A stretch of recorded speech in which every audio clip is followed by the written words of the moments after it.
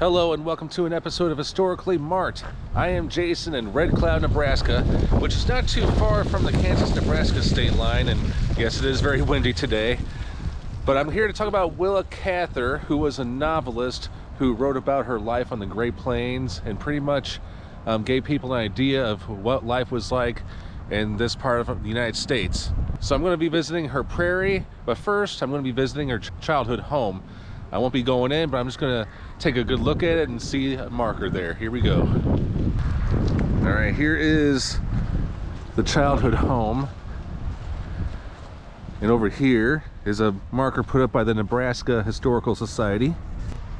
So her best known books were mostly about how it was talking about how settlers out here were struggling as pioneers on the plains. One of her most popular works was My Antonia. She won a Pulitzer Prize in 1923 for her book, One of Ours. But here is what the marker says. Built circa 1879, this is the home in which Willa Cather lived from 1884 to 1890. She describes it in Old Mrs. Harris in the best years. And in this quotation from Song of the Lark, they turned into another street and saw before them lighted windows, a low story and a half house, with a wing built on at the right and a kitchen addition at the back. Everything a little on the slant roofs, windows, and doors. Restored and donated by the Willa Cather Pioneer Memorial and Educational Foundation. Alright, going to give you another look there. They keep it lit up at night, apparently. I see a bunch of lights on the ground.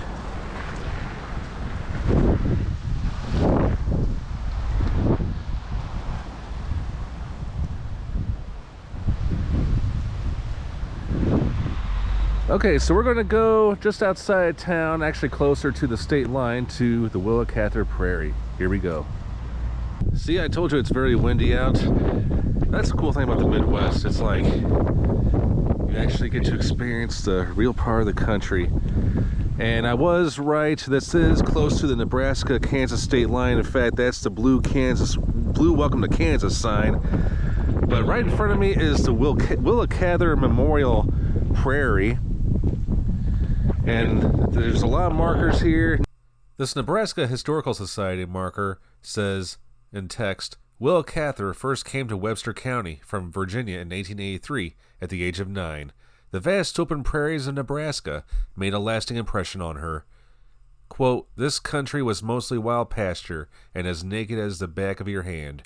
I was little and homesick and lonely, and my mother was homesick and nobody paid any attention to us.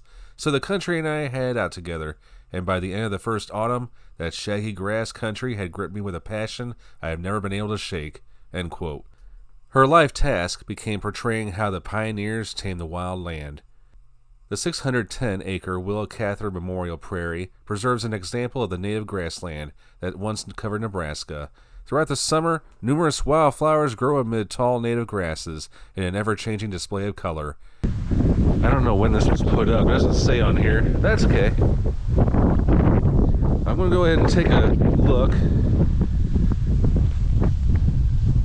Man, this is like...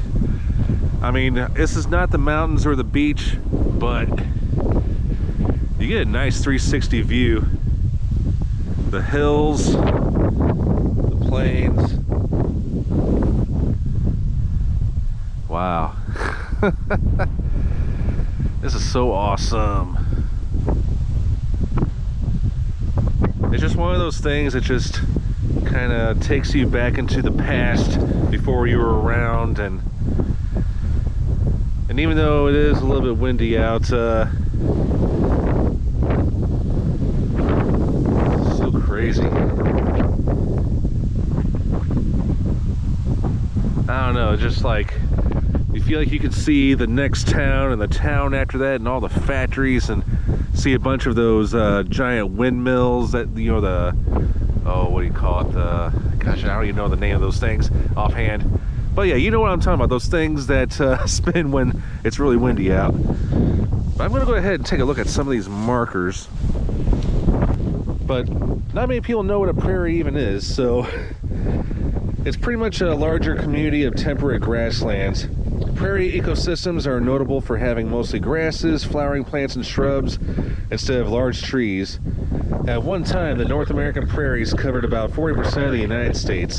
Today, less than 1% remain. Oh my gosh.